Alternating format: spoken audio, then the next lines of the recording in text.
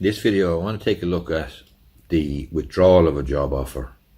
Obviously I'm making this video during the COVID-19 situation, and a lot of job offers and a lot of job situations and circumstances, employment situations and circumstances has changed significantly.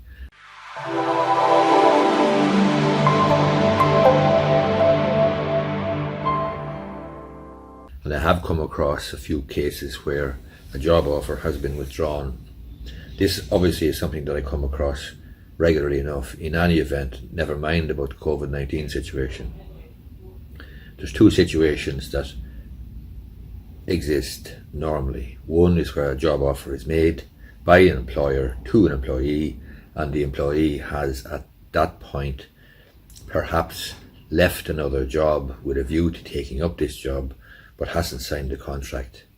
The principles of offer and acceptance in contractual law or contract law apply, and therefore if the employee has not accepted the offer of employment, then there's no binding contract in place and the employer can withdraw the offer.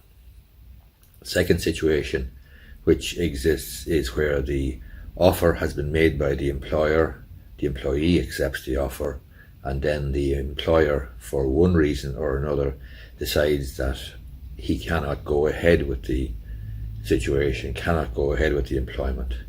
It may be because the circumstances have changed, it may be to do with any number of things. In that situation you have a binding contract in place, but unfortunately the employee never gets off the ground in so far as the employment is actually concerned regarding the work to be carried out. However, if there is an offer of the contract of employment, and if that offer has been accepted by the employee, well then there's a binding contract in place. That's not to say that the contract cannot be terminated. It can, but it must be terminated in accordance with the terms of the contract. Now, most contracts will, quite frankly, make provision for a notice or for a probation period, and during that probation period the notice period generally would be 1 week.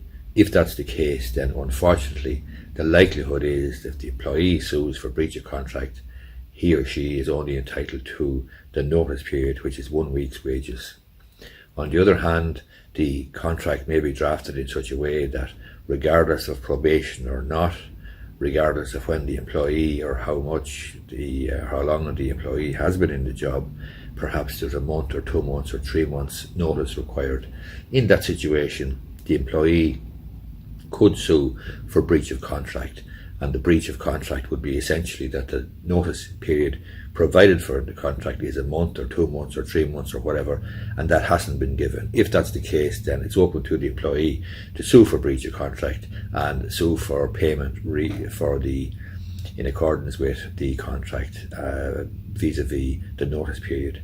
So that's the situation in relation to withdrawing of a job offer. Now there's one other situation there that might come up. It's difficult to prove, but that is that somebody has been offered a job and the job is then withdrawn, or the job offer is withdrawn, and the reason for the withdrawal of the job offer, even though it hasn't been accepted or has been accepted, it doesn't make any difference. The reason for the withdrawal is on a discriminatory ground. If that's the case, well then the employee, whether he or she has accepted the offer or not, could bring a claim for under the Employment Equality Act, I think it is 1998, for discrimination, and would probably succeed. And that is an unusual case insofar as the employee has never worked for the employer, has never become an employee of the employer, because the job offer, the employment offer, has been withdrawn. Nevertheless, the employee still has the protection of the employment law in Ireland and can bring a claim for a discrimination-based breach of employment rights. Hope you find this video useful.